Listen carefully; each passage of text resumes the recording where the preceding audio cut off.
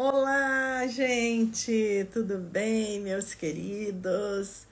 Hoje estamos aqui com a nossa terça-feira quântica para falar de temas relacionados à física quântica, espiritualidade, a nossa vida de um modo geral. Sejam bem-vindos. Cileia chegando já, Raquel. Ei, gente, saudade de vocês. Que bom! Então, essas semanas, né? O emaranhamento quântico apareceu aí na mídia, né? Uma matéria super interessante com aquela imagem do Yin, do Yang. Então, as pessoas começaram a me pedir para falar um pouquinho mais sobre isso. Então, achei que seria um bom tema para o nosso encontro de hoje. Tá? Então, sejam bem-vindos, fiquem à vontade para participar, para fazer perguntas. Essa live, ela fica gravada no feed e também vai para o YouTube depois. Então, podem compartilhar, mandem clica aqui no aviãozinho, olha, no direct, manda para os amigos, escolhe lá 10 contatos aleatórios e manda essa live, porque é muito importante que nós possamos trazer a física quântica para o nosso dia a dia, trazer a física quântica para a nossa visão de mundo, para as nossas relações. Aliás, falando nisso, hoje eu vi uma outra matéria super interessante falando desse processo de relação, essa maneira que a física quântica define o universo como um processo de relação. Amanhã eu mando para vocês. A Alana entrou aqui, deu boa noite, querida. Então, deixa eu pegar aqui o meu material. Eu estou aqui com o meu caderninho, que talvez seja interessante para, se eu precisar explicar alguma coisa aqui mais complexa para vocês, posso fazer aqui um desenho, né, para facilitar. Tinha umas canetinhas coloridas aqui, mas eu acho que a minha filha já passou por aqui, já pegou, mas não tem problema, eu uso o que tiver aqui. Então, meus queridos,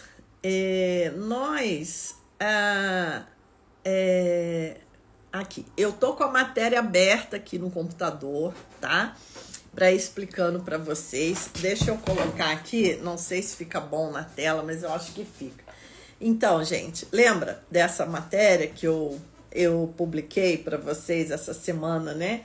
Que é a imagem de 2 fótons entrelaçados e a imagem apareceu esse símbolo do Yin, do Yang na imagem do emaranhamento. Gente, incrível, né? Maravilhoso. E aí as pessoas começaram a perguntar, né? Ah, mas como, né? Como que é isso, né? Então, vamos ver se a gente clareia um pouquinho esse tema hoje. Então, a matéria diz assim, ó, é uma fotografia do emaranhamento quântico, né? Então, ela começa dizendo assim, físicos canadenses e italianos desenvolveram uma técnica que permite visualizar diretamente e em tempo real a função de onda de 2 fótons entrelaçados. Então, o que acontece? Quem ainda não estudou nada de física quântica, já para aqui, né? Já para aqui no primeiro parágrafo, porque a pessoa já voa, né? O que é função de onda de 2 fótons entrelaçados? Então, se a pessoa já não entende isso, ela já não entende mais nada que está lá para frente da matéria. Então, eu vou explicar para vocês aqui, porque vocês me conhecem, né, gente? Eu gosto de traçar uma linha de raciocínio, pegar um ponto inicial, né, e ir levando vocês num raciocínio para, né, que a ficha caia naturalmente, sem que vocês precisem fazer muito esforço. Então, a primeira coisa que fala aqui é a função de onda de dois fótons entrelaçados. Então, nós temos duas coisas aqui que nós temos, duas coisas misteriosas, né? Que nós temos que entender. Uma é o que é essa tal de função de onda e outra, o que é fóton entrelaçado. Porque eu falo muito de emaranhamento quântico, então a maioria das pessoas já sabem. Só que esses dias eu recebi uma pergunta no direct perguntando o que era o emaranhamento quântico. Então, essa pessoa, né, estava ainda mais sem saber do que se tratava a questão toda. Então, vamos começar pela função de onda, né? Porque o emaranhamento, ele já, para compreender direitinho o emaranhamento, nós vamos aplicar essa ideia de função de onda. Então, gente, a história começa mais ou menos assim. A física quântica, né? Vocês, acredito que a maioria aqui já sabe, que já deve ter visto outros vídeos meus, pessoal que já me acompanha, que a física quântica nasce da ideia do quantum, do pacotinho de energia, né? Então, o Max Planck, ele é o pai da física quântica, porque ele foi o físico que propôs essa ideia do quantum, do pacotinho de energia, né? Porque a energia, pela física clássica, ela era compreendida como uma onda, né, contínua. E aí o Max Planck granulou essa energia. Ele falou, não, será que a energia não pode ser, na verdade, pequenos pacotinhos descontínuos, né? Ao invés daquela onda que chega continuamente? A ideia da física quântica são pacotinhos, que ele chamou de quantum, relativo à quantidade, que são descontínuos, né? Aqui você tem um pacotinho, aqui você tem outro, aqui você tem outro. Então, essa é a ideia básica da física quântica. Em 1915, Albert Einstein usa essa ideia da quantização para explicar o efeito fotoelétrico. E com isso ele ganha o prêmio Nobel. E é nesse experimento que ele traz essa ideia de fóton. Então, o que é o fóton, para quem não sabe? O fóton é o pacotinho de energia de luz, é o pacotinho da energia luminosa, é o átomo da luz, você poderia pensar assim, átomo no sentido de a menor partícula, né? Porque hoje já se sabe que o átomo não é a menor partícula, existem partículas menores, existem as partículas subatômicas. Mas quando a ideia de átomo foi proposta lá pelos pensadores gregos na antiguidade, a ideia é que o átomo seria esse pacotinho mínimo do que existe na natureza. Então, esse pacotinho mínimo de matéria, né? Que naquela época achava-se que o mundo era feito de matéria.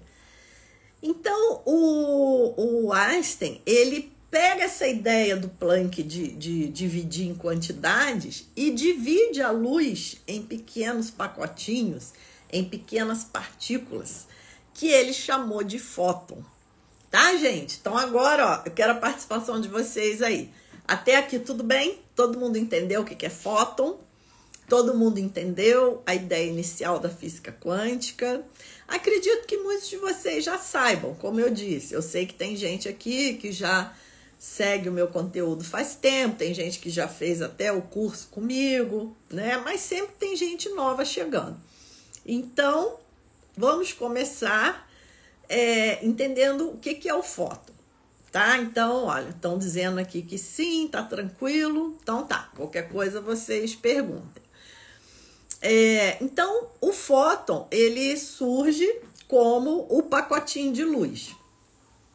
Aí, a coisa já começou a ficar estranha, porque os físicos pensaram assim, mas a luz era considerada uma onda, e agora pode também ser considerada partícula. Então, será que o que a gente acha que é partícula também não pode ser uma onda? Né? Essa foi a ideia proposta por um físico francês chamado Louis de Broglie, também ganhador do prêmio Nobel, pois foi comprovado que o elétron, que acreditava-se ser uma partícula, também tinha um comportamento de onda. Daí o elétron ganhou o nome de dualidade onda-partícula. Olha o nome chique do elétron, né? Uma coisa assim super diferente. Então, o elétron, ele é uma onda? É. Ele é uma partícula? Também é. Então, não tem como a gente definir o elétron ou como onda ou como partícula. Ele é, na verdade, uma dualidade onda-partícula. O que quer dizer isso? Quer dizer que uma hora ele aparece como onda e em outro momento ele aparece como partícula. Aí os físicos ficaram doidos, né? Mas como é que pode? A física sempre foi uma ciência exata. Como é que eu vou lidar agora com essa ideia de dualidade? Eu tenho que carregar dois significados ao mesmo tempo. Como que vai ser isso, né? Então, um físico chamado Schrödinger, ele propôs uma equação de onda que é a equação da onda de probabilidades, tá? Então, o que é isso? Peraí que eu dei um pulo aqui, deixa eu voltar. Então, o elétron é uma dualidade onda-partícula. Dependendo do experimento que eu monto, eu observo o elétron como onda ou observo o elétron como partícula. Por exemplo, a famosa experiência da fenda dupla é um experimento que já existia na física, é um experimento onde nós podíamos ver a natureza ondulatória da luz, porque, como o próprio nome diz, esse experimento consiste de um anteparo com duas fendas. Quando a luz bate nesse anteparo, ela se divide, passa pelas duas fendas ao mesmo tempo, interfere com ela própria, projetando num segundo anteparo uma figura de interferência, uma franja de interferência, mostrando que a luz realmente é um fenômeno ondulatório, tá? Gente, estão gostando aí da explicação? Clica aí no direct, manda essa live para 10 contatos, vamos chamar mais gente para aproveitar essa explicação toda aqui e entender um pouquinho mais do mundo quântico. Então, o elétron, quando eles jogaram elétrons contra as duas fendas, os físicos imaginavam que alguns elétrons passariam por uma fenda e outros passariam pela outra, e no segundo anteparo, nós teríamos o quê? Dois frisos, né?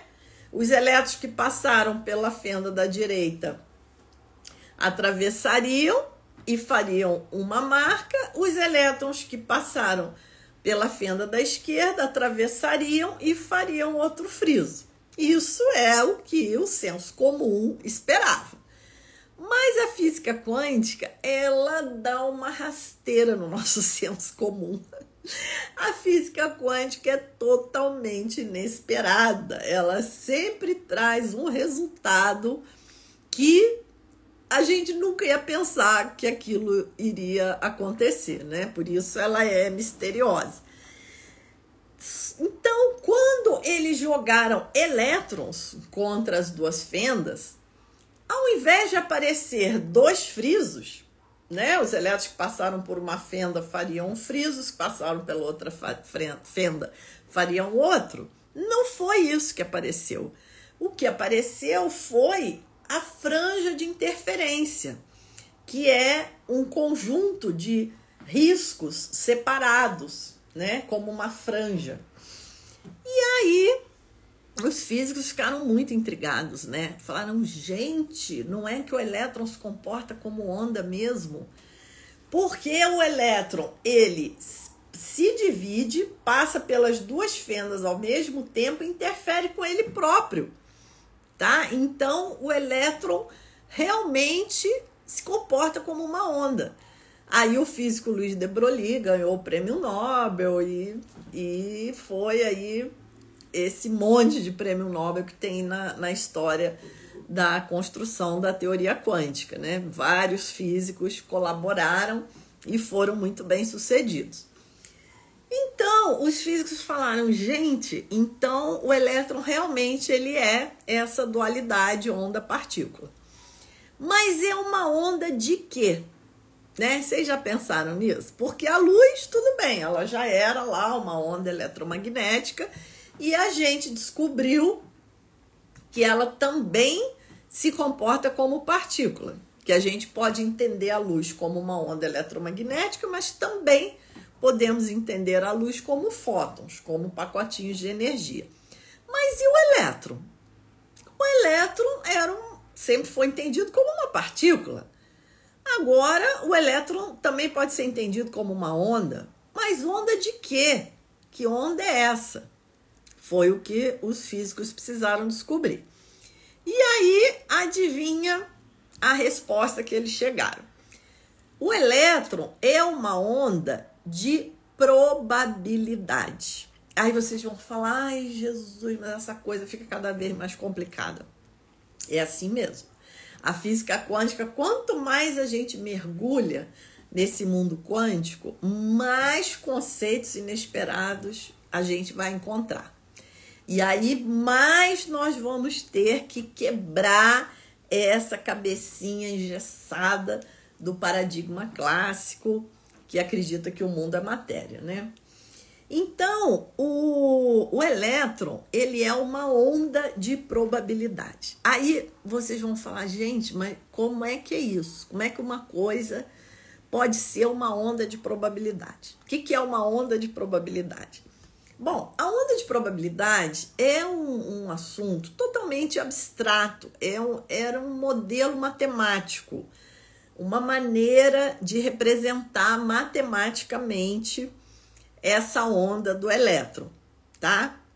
Só que hoje nós vemos que essa onda, ela existe realmente, né?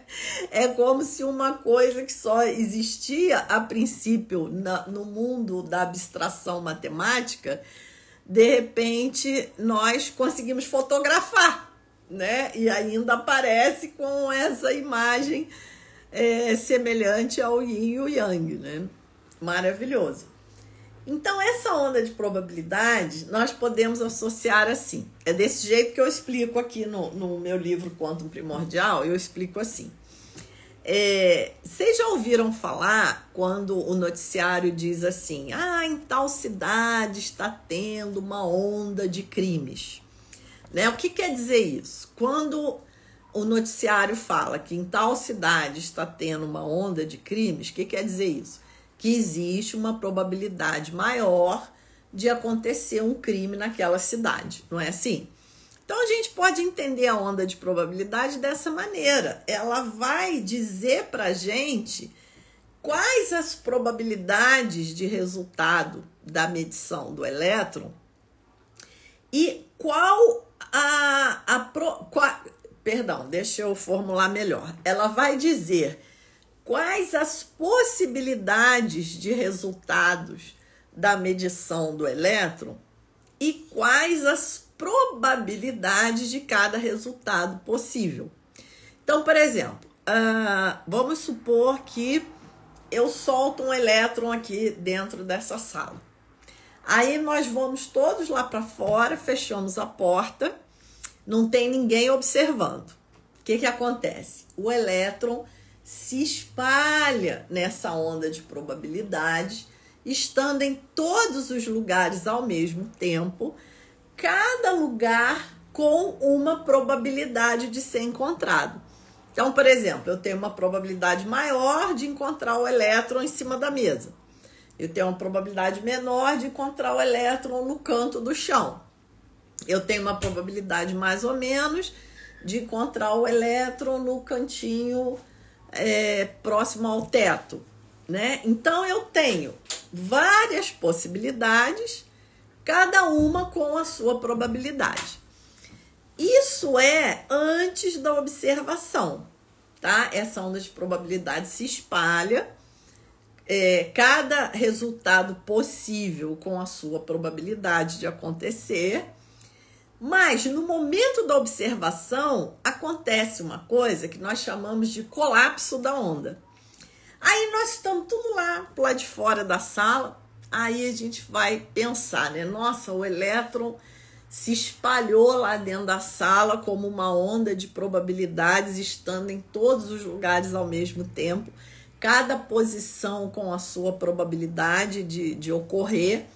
Então, vamos lá ver esse elétron espalhado para todos os lugares? Seria super interessante, né? Só que no momento que a gente abre a porta e olha, você vai conseguir ver esse monte de elétron espalhado em várias possibilidades? Não, o elétron colapsa para um único resultado. Então, esse termo do colapso é um jargão científico, digamos assim, né? É um termo que foi adotado, né? Ele tem um sentido um pouco diferente da palavra colapso, de um modo geral, porque normalmente na língua portuguesa nós usamos colapso assim, ai, fulano teve um colapso nervoso, né? Quando a pessoa tem um treco, né? Ela desaba, né? Alguma coisa assim.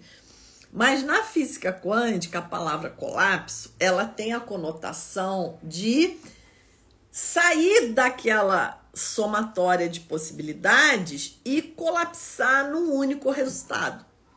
Então, por exemplo, eu jogo uma moeda pro alto. Quer ver? Até tinha uma moeda aqui. Aqui, ó. Tem uma moeda aqui, ó. Então, eu tenho aqui, ó, né, cara e coroa. Ó, tem essa moeda, tá? Aí eu jogo essa moeda pro alto. Tá, vamos supor que a moeda subiu aqui em câmera lenta, rodando, girando. Então, enquanto essa moeda tá girando aqui no ar, eu tenho uma somatória de probabilidades, que é o quê? 50% de chance de cair coroa, cara, nesse caso aqui, né? E 50% de chance de cair coroa, tá? Então, isso é a onda de probabilidades, tá? Então, aqui, ó, eu joguei... Eu não vou jogar porque ela vai voar aqui, não vai dar nem tempo de vocês verem, né? Então, eu vou simular aqui como se eu estivesse jogando essa moedinha em câmera lenta, ó. Dei um peteleco nela, né? Aí ela subiu em câmera lenta, ó, rodando, né? Então, aqui, ó, essa moeda, ela tá no que a gente chama de sobreposição quântica, onde ela tem 50% de chance de ter o resultado cara e 50% de chance de ter o resultado coroa, não é assim? Só que no momento que eu olho, ó, eu colapsei. Aí eu vou ter um resultado só, ou cara ou coroa, tá? Então é assim que a onda de probabilidades funciona. Então, enquanto ela tá girando aqui, ó, no ar, eu tenho uma onda de... Qual é a onda de probabilidade dela?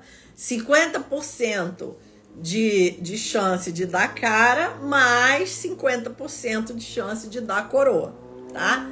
Ela tem apenas duas probabilidades, 50% de chance para cada uma, tá bom? Se ela fosse uma moeda viciada por algum motivo, ela poderia ter uma probabilidade maior de dar um resultado específico. Mas como ela não é, ela tem 50% de chance de dar qualquer um dos dois resultados. Deu para entender melhor, gente, o que seria essa onda de probabilidades, né? Que eles chamam aqui de função de onda, né? Essa função de onda é exatamente isso. É essa onda de probabilidades, né, que no caso da moeda seria 50% cara mais 50% coroa, tá? Só que aí no momento da medida, porque aqui, ó, enquanto a moeda tá girando aqui no ar, ó, eu não tô olhando a moeda, eu tô olhando o movimento dela, né? Eu não parei a moeda. Mas no momento que eu bato aqui, ó, aí eu colapsei a onda de probabilidades, aí eu vou ter um único resultado, tá? Aí perguntaram aqui, no caso de uma bola. Então, no caso da bola, depende do resultado que você pode obter, entendeu? Eu não sei exatamente como que você trabalharia com essa bola, se a bola estaria girando, né? Mas vamos supor que seja uma bola girando e você... Aí você poderia fazer várias marcas na bola, né? E você vai ter ali uma somatória de probabilidades de, por exemplo, um dado, né? Um dado tem 6 faces. Então você joga o dado, você tem ali né, uma probabilidade igual para cada número, né? Qual seria a função de onda desse dado? Seria 100% dividido por 6, né? Vezes cada resultado que o dado poderia te dar, tá? Então, isso é a onda de probabilidade. Bom, aí, gente, o que acontece agora com o emaranhamento, né? O que é? Nós podemos falar, a Roseni perguntou aqui, então não escolhemos o que vai ser colapsado. Ah, então, Roseni, aí é que tá, né? Escolhemos, tá? Só que eu tô falando aqui da física quântica, do modelo teórico da física quântica, tá? Eu não tô entrando na questão da consciência, porque quando nós vamos entrar na questão da consciência, aí nós vamos ver que a nossa consciência ela vai interferir nesse colapso da onda, tá? Mas eu não entrei nesse aspecto ainda. E aí, nós podemos falar emaranhados ou entrelaçados, é a mesma coisa, tá?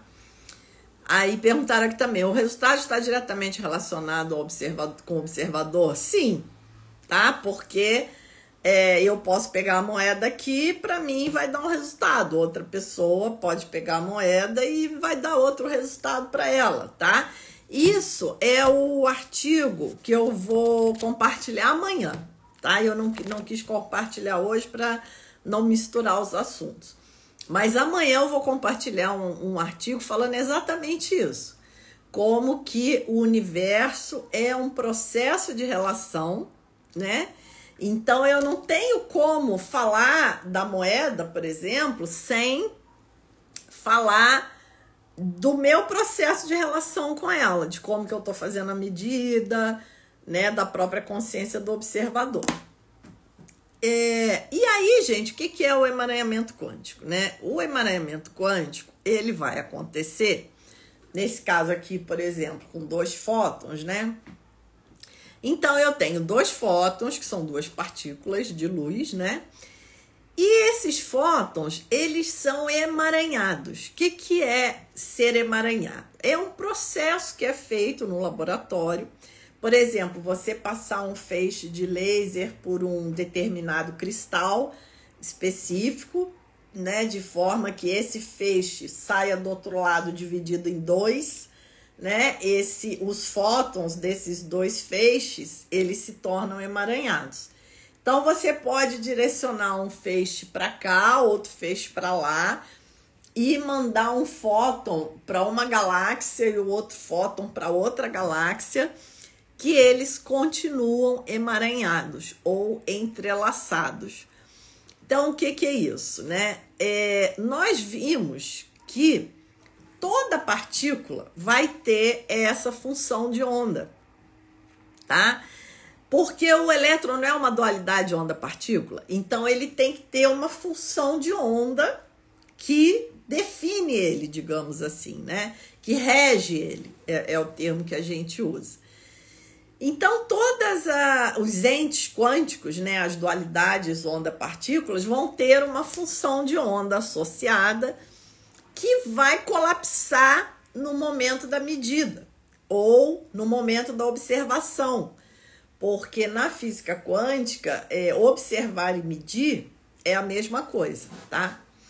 E a particularidade desses sistemas emaranhados é a seguinte. Ó, agora eu vou usar meu caderninho aqui, vou desenhar aqui para vocês. As partículas, elas têm uma propriedade que a gente chama de spin, tá? O spin, ele é representado por uma setinha, tá? Então, vamos supor que eu tenha duas partículas. Essas duas partículas formam um único sistema, tá? E o spin total zero, o spin total desse sistema é zero. Por quê? Porque aqui, ó, eu tenho um spin para cima e um spin para baixo. Então, é como se aqui fosse um valor positivo e aqui o mesmo valor negativo, tá? Então, o spin total aqui é zero. Mas como essas partículas estão emaranhadas, elas funcionam como uma única partícula. Esse aqui é o lance, né? Que é o que mostra que a partícula está emaranhada. Porque eu poderia ter duas partículas que não estão emaranhadas. Aí não tem problema, eu posso mexer no spin de uma sem afetar o spin da outra. Mas se essas partículas estão emaranhadas, sempre que eu mexer no spin dessa, o spin dessa vai automaticamente se modificar também. Por quê? Porque elas duas juntas, elas formam um único sistema de spin zero, tá? Então, vamos supor que agora, ó, vamos chamar aqui de partícula A e partícula B, tá? Aí eu vou pegar aqui a partícula A e vou inverter o spin dela, ó. Isso aqui num primeiro momento, tá? Aí no segundo momento, o que eu vou fazer? Eu vou pegar a partícula A e vou inverter o spin dela, tá? Como a partícula A e a partícula B estão emaranhadas e como o spin total do sistema é zero, instantaneamente não tem medida nenhuma de intervalo de tempo. No momento que eu altero o spin da partícula A partícula B instantaneamente altera também. Então, a partícula A que tinha o spin para cima, eu alterei para baixo, a partícula B espontaneamente altera o spin dela também, que estava para baixo, ele passa a ser um spin para cima. Isso, gente, causou muito rebuliço na física, né? O Albert Einstein foi um dos principais críticos do emaranhamento quântico, que ele falava, não, isso aí é uma ação fantasmagórica à distância, isso não existe, não tem como. Porque a teoria da relatividade, ela dizia de modo muito claro que nada pode se mover mais rápido que a luz, nem informação, nada. Então, no momento que eu altero o spin da partícula A, essa informação ela teria que viajar no espaço-tempo, no limite da velocidade da luz, para chegar na partícula B e aí a partícula B alterar o spin dela. Mas não tem intervalo de tempo nenhum. O emaranhamento quântico, ele já foi feito e repetido no laboratório várias vezes. Inclusive, o Prêmio Nobel de Física do ano passado, de 2022, saiu para 3 cientistas que trabalharam com emaranhamento quântico. Foram os pioneiros. Alan Aspect, que eu sempre cito nos cursos, que em 1985 ele mostrou o emaranhamento quântico na Universidade de Paris. Então, o emaranhamento quântico ele já é mais do que comprovado e não existe nenhuma diferença de tempo, é instantâneo. Então, só que assim, a teoria da relatividade não deixa de ser válida por causa disso, tá?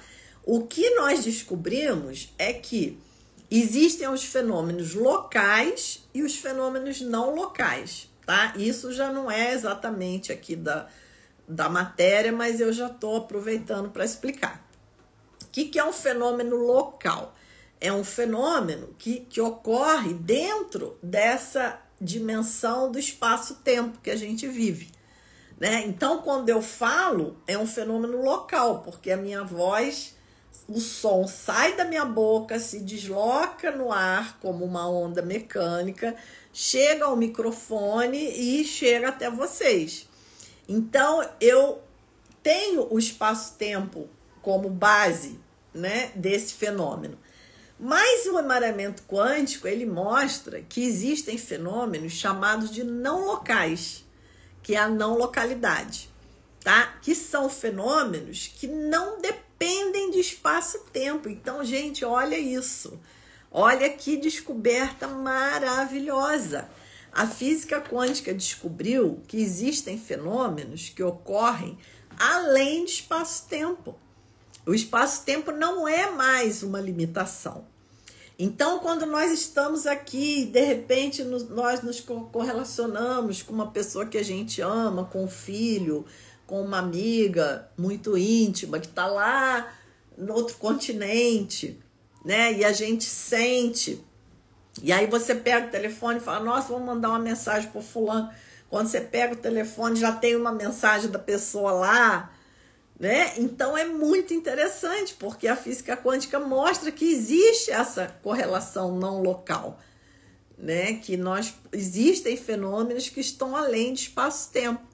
Então, por exemplo, quando nós fazemos uma oração para uma pessoa que está lá internada numa UTI, né? Isso já foi estudado, já foi comprovado que no momento em que uma pessoa reza para outra, se for um grupo de pessoas, é mais poderoso ainda, os batimentos cardíacos ficam melhores, a pressão arterial equilibra, né? Como é que pode? Eu tô aqui, a pessoa tá lá na UTI e não tem limite de distância, né? Então isso é revolucionário, isso mostra que existem esses fenômenos não locais no universo, que nós não estamos limitados a espaço-tempo, né? Existem fenômenos físicos, científicos que ocorrem além de espaço e tempo, tá? E aí, continuando, como eu estava falando com vocês, quando eu tenho uma partícula, como eu dei o exemplo aqui da moeda, vamos supor que a moeda seja uma partícula, né? Então, ela colapsou, deu aqui, né? O cara ou coroa. Quando as partículas estão emaranhadas, as duas partículas se comportam como uma só. Porque não é mais a partícula, é o sistema, tá? Então, ao invés de eu ter uma função de onda para essa partícula e uma função de onda para essa, não, eu tenho uma função de onda para o sistema todo. É uma única função de onda. Por isso que quando colapsa aqui também. Mesmo que esteja a anos-luz de distância. Mesmo que uma esteja aqui, a outra esteja lá na outra galáxia. Tá? Porque é uma única função de onda que rege as duas partículas. Isso tudo, gente, foi para explicar a primeira frase do artigo. Tá? Que ele diz aqui, ó. Físicos canadenses desenvolveram uma técnica que permite visualizar diretamente e em tempo real a função de onda de dois fótons entrelaçados. Entenderam? Então, os fótons estavam entrelaçados, né? E existia uma única função de onda que regia os dois fótons. E essa função de onda é que foi visualizada e que apresentou essa imagem semelhante ao yin e yang. Então é espetacular, né, gente? Aí ele diz aqui, ó, aí ele explica aqui, né, por cima, né, isso que eu expliquei em detalhes, ó. Fótons são as partículas elementares que constituem a luz. O entrelaçamento é um fenômeno bizarro que Einstein detestava, chamando de ação fantasmagórica à distância, mas que hoje está na base de funcionamento não apenas dos computadores quânticos, mas de inúmeras outras tecnologias quânticas, de sensores a simuladores, tá? Aí, depois ele diz, quando dois fótons estão entrelaçados, tudo que acontece a um afeta imediatamente o outro, não importa a distância que os separe, o que permite fazer cálculos mais rapidamente do que usando um computador clássico. Então, ele já aproveitou e explicou aqui sobre o computador quântico. Por isso, o computador quântico ele é tão rápido, porque ele faz o teletransporte da informação. né? É porque são qubits entrelaçados. Quando você muda aqui, o outro já responde lá. É como um teletransporte, né? É o que ele diz aqui, ó. Os físicos chamam isso de interação não local, que eu já expliquei vocês o que é. O entrelaçamento também é usado como base para o teletransporte quântico, um processo que permite que a informação seja movida de um qubit para outro sem precisar mover a própria partícula que contém essa informação. Então, olha só, né? Essa explicação que eu dei no início, olha, nós já entendemos aqui 3 parágrafos da matéria. Daí ele comenta aqui também, em 2018, uma equipe finlandesa conseguiu tornar o entrelaçamento quântico visível. Olha que interessante. Isso foi em 2018. Mas até antes disso eles já tinham feito também. Mas usando objetos maciços, visíveis a olho nu. Olha, gente, que interessante. Essa demonstração feita agora é muito mais fundamental, indo diretamente ao cerne da mecânica quântica, que é a função de onda. Então, perceberam aqui o sutil do negócio? Em 2018, eles já tinham visto o emaranhamento quântico de objetos grandes, né? Então, como é que é o emaranhamento quântico de 2 objetos grandes, né? Todos os átomos, todas as partículas estavam emaranhadas, né? Então, vamos supor... Aqui, ó, eu tenho outra moeda aqui, ó. Outra moeda igualzinha, ó. Tá? 2 moedinhas aqui, ó. Iguaizinhas, tá? Aí, vamos supor que a gente conseguisse emaranhar essas 2 moedas, né? Aí, eu posso separar elas a quilômetros de distância e... no momento que eu altero o resultado de uma, fantasmagoricamente, como dizia o Einstein, né, ação fantasmagórica à distância, a outra altera o resultado também. Então, em 2018, né, eles já conseguiram fotografar esse emaranhamento quântico de objetos maiores, né, que poderiam ser observados a olho nu. Mas agora nós fotografamos a função de onda do emaranhamento, entenderam? Então é uma coisa mais sutil, mais no cerne da mecânica quântica. E aí o que aparece lá? A figura do yin e do yang. Gente, que coisa maravilhosa. O coração até dispara, né? O Ricardo falou aqui, você é fera. Obrigada, Ricardo. Obrigada pelo carinho, seja bem-vindo. Espero que vocês estejam entendendo tudo aí, acompanhando tudo. Aí ele diz aqui, ó, continuando, né? A função de onda quântica também já havia sido fotografada, mas agora a equipe foi além, fotografando a função de onda entrelaçada. Algo como 2 bizarrices da mecânica quântica. A função de onda e o entrelaçamento, aparecendo na mesma foto. Isso que foi espetacular, né? Ah, obrigada, Ricardo. Com você não tem como entender. Ah, eu adoro ouvir isso, Ricardo. Sabe por quê? Uma coisa que me deixa brava é falar, física quântica não é para todo mundo. É para todo mundo, sim. Todo mundo pode entender física quântica e vai entender física quântica, se depender de mim. Então, sejam bem-vindos. Mandem pelo direct essa live para 10 contatos aleatórios. Vamos espalhar esse conhecimento. Então, eu estou passando aqui para vocês esse artigo, né, que saiu na internet aí, que deixou todo mundo super intrigado, né, que não era para menos, um artigo espetacular.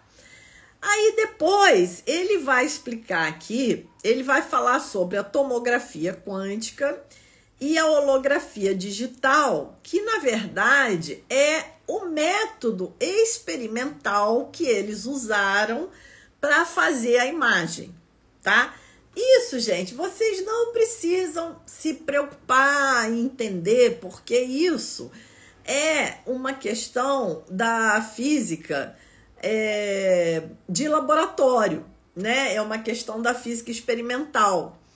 Então, a gente não precisa entender esses detalhes do experimento, né? Porque aí aqui eles vão explicar uma coisa super técnica, né? Que a medida foi feita assim, feita assado, que usou tal aparato. Isso não tem problema. Mas a gente pode ver também, de curiosidade, né? Só não desanimar de começar a ver que é uma coisa que está muito complicada, não está dando para entender, pula essa parte, né? E aí, mas assim, o moral da história é que eles conseguiram uma técnica, essa técnica chamada de tomografia quântica, e eles usaram também a holografia digital. Né? O que é o holograma? Né? É você, a partir de uma superfície 2D, né? O que é uma superfície 2D? É um plano, né? Assim, ó, isso aqui é uma superfície 2D, tá vendo? É um plano. Né? Então, a partir de uma superfície 2D, criar um objeto em 3D, né? É isso que a holografia faz. Então, eles usaram também essa tecnologia de holografia digital e conseguiram fazer essa tomografia quântica, chegando a essa imagem linda e inesperada que lembra, né? Que lembra não, que na verdade é idêntico, né, ao Yin e o Yang, né? Que é a função de onda desses dois fótons entrelaçados. Então, queridos, deixa eu ver aqui. Obrigada, Raquel, super didática, boa noite, amei, passei a amar física quântica com você, ai que bom. Rosana, para variar, você é fantástica, querida. Alessandra, você é fantástica, ótima explicação. Você poderia compartilhar essa foto do Yin e do Yang? Com certeza, tá? Vou compartilhar só a foto para vocês, tá? Porque eu já mandei o artigo, tá? O artigo tá lá no feed, se por acaso alguém ainda não viu, tá lá, tá bom? Então é isso, gente. Eu acho que agora clareou, né? Deu para entender melhor. Vocês conseguem agora entender o que vocês estão vendo na fotografia, né? Então, nosso tempo já está acabando, daí eu não me alonguei muito aqui na técnica experimental que eles usaram para fazer essa fotografia, mas isso não faz tanta diferença. O importante é vocês entenderem o que era aquela imagem, né? Então, a imagem é essa função de onda que eu expliquei. Quem está chegando agora, que perdeu, volta lá no início da live e assiste para vocês entenderem direitinho. Tá bom, gente? Ai, que delícia! Já está acabando o nosso tempo, nossa live é menos de 1 hora, né? Para não ficar cansativo. Depois vai para o YouTube também. Cláudia, a live vai ficar gravada, tá? Você pode ir lá no feed, assistir desde o início. E depois nós vamos mandar pro YouTube também. Então, gente, o emaranhamento quântico, ele abre, né, esse leque maravilhoso na nossa vida. Fabrício, gratidão, obrigada, Meire. Por isso somos um, estamos todos juntos e misturados num grande entrelaçamento. Isso aí, Meire, legal. Cláudia, maravilha, obrigada. Pois é, gente, porque nós nos sentimos separados, porque nós vivemos identificados com o ego, com essa identidade que se sente separada do todo, né? Mas, em essência, nós somos todos a mesma essência. Todos temos a natureza de Buda, ou como Jesus dizia, o reino de Deus está dentro de vós, ou como cada tradição fala, né, da sua maneira em relação a isso. Então, na essência, com certeza, somos todos um. Eu gosto muito de usar essa própria analogia que eu expliquei para vocês hoje, das infinitas possibilidades, né? Então, aonde que entra as infinitas possibilidades? As infinitas possibilidades estão nessa função de onda, né? Que vai trazer todas as possibilidades, cada uma com a sua probabilidade de acontecer. Então, eu acho muito interessante nós pensarmos nessa consciência que seria a natureza de Buda, ou seria a centelha divina, ou seria, né, cada tradição daí vai chamar de um jeito.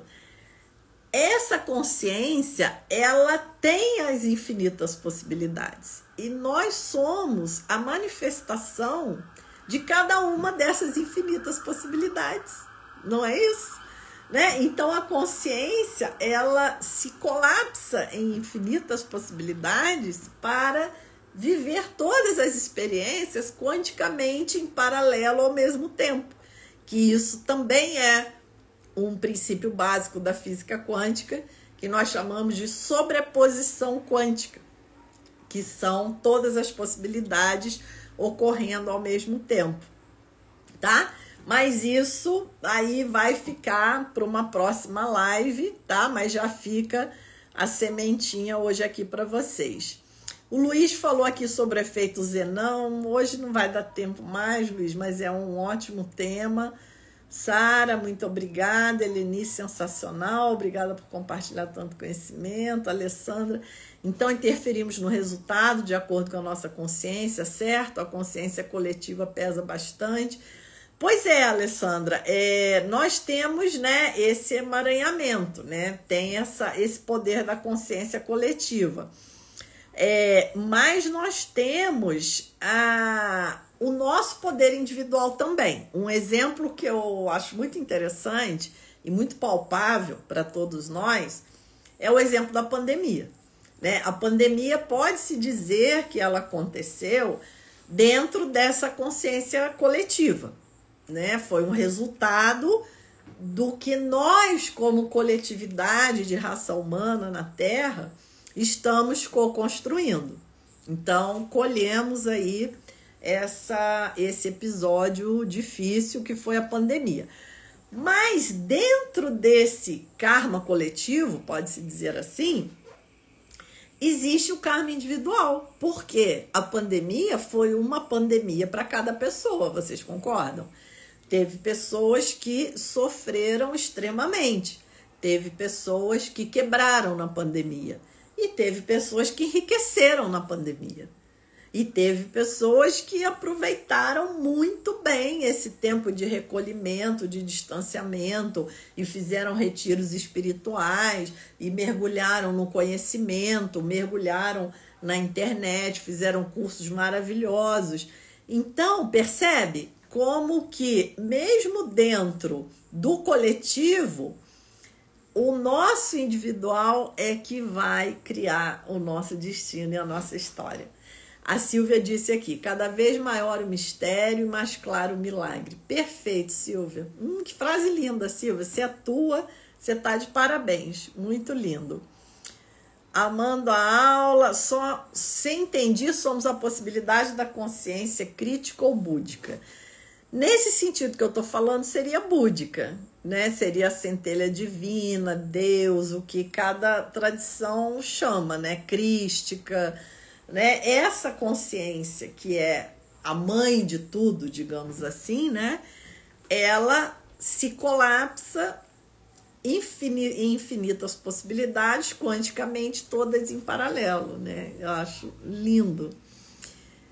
Cileia, gratidão por informar e dividir conosco sua sabedoria. Imagina, gente, porque se a gente sabe e guarda pra gente, isso não tem valor nenhum. O que vale a pena na vida é quando nós compartilhamos, e quanto mais nós compartilhamos, mais aquilo se multiplica, inclusive para nós mesmos. Essa é a lei de funcionamento natural do universo. Não é assim, gente? O universo funciona na frequência do amor, da abundância. Então, uma semana maravilhosa para todos, conectados às leis fundamentais do universo que nos movem para nos conectarmos, acessarmos essa natureza que está além das identidades. Obrigada, meus queridos. Muito obrigada pela presença de vocês. Um beijo.